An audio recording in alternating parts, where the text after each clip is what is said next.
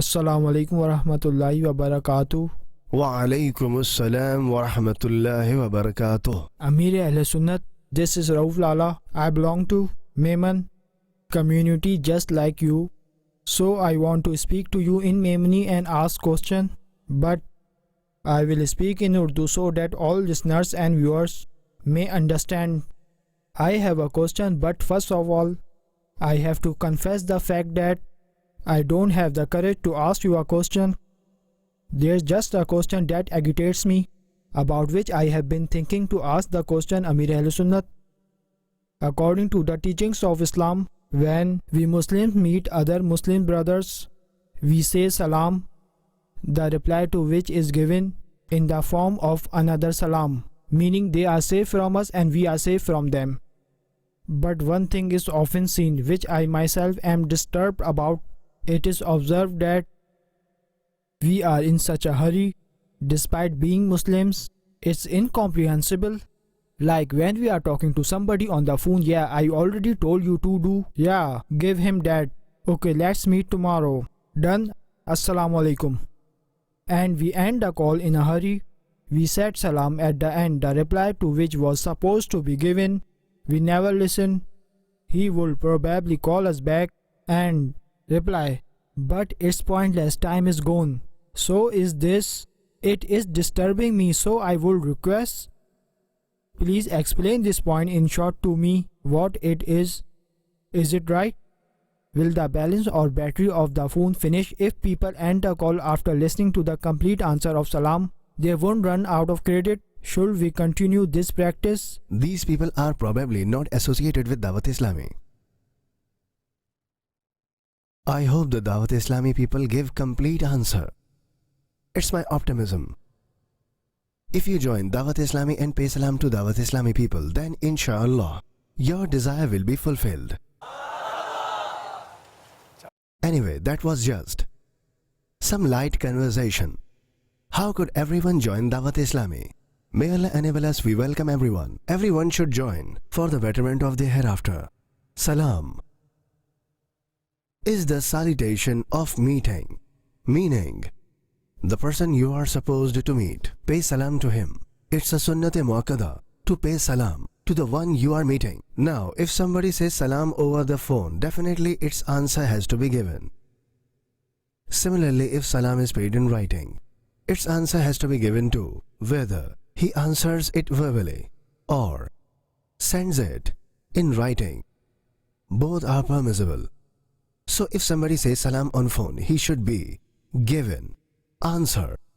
More regrettably, the people who could say salam properly are very rare. If I say only a handful out of millions would know, you will be shocked. But this is the truth. They don't know. Saikum, saikum. Samikum, samikum. It is absolutely wrong. Assalamu alaikum. There is pesh over meme and ayn is pronounced through throat. It doesn't happen. Replying won't be obligatory until salam is paid correctly. Assalamu alaikum. Salam alaikum. Its reply is not wajib. It's not a salam. This is some meaningless and nonsensical word. Its reply is not wajib. This is not salam, the reply to which would be wajib. And there should be no compliance about not replying. What answer would he give? You never paid salam. Meaning most people neither know how to pay salam, a vast majority, nor can they reply. The answer is wa alaykumus salam. Wa alaykum. Don't pause here. Wa alaykumus salam. If somebody replies to the salam with wa, meaning without a zabar over ayn, for example wa, not wa, wa, did he fulfill his obligation of replying or not? There is a zabar over ayn, which is But correct. Let's now ask the scholars whether wajib is fulfilled. Some people might be thinking about this, as to whether it will be considered a reply or not. As you mentioned that if salam is not paid correctly, the sunnah salam is not performed. If salam is not offered correctly, then there is no need to give answer. So if somebody says salam properly, now the reply that he gives, he doesn't reply in the way which was obligatory upon him, will his wajib be fulfilled? or he is missing an obligatory act. It has to be looked into because Arabic has its rules about zer zabar pesh and sometimes meanings are badly contorted. It could end up being a curse instead of a reply. Because but this is usually really- the people who know a bit about the pronunciation of letters, who can say ayn and ha properly, they go wa alaykumus. This wa alay, wa is wrong. It is not wa. Wa a. You have to practice it. You won't remember it just by listening once. I recently asked you to write it 100 times. Oh sorry, it was 112 times. So some of you wrote it, didn't you? How many did it?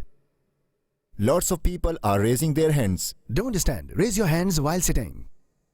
As for writing, let me tell you something. MashaAllah. You know about Bismillah Sharif? MashaAllah. Bismillah Sharif that's meant to be written 130 times on the first Muharram. An excellence of writing this Bismillah Sharif is stated that such things are granted the whole year, or In the these are world. its blessings.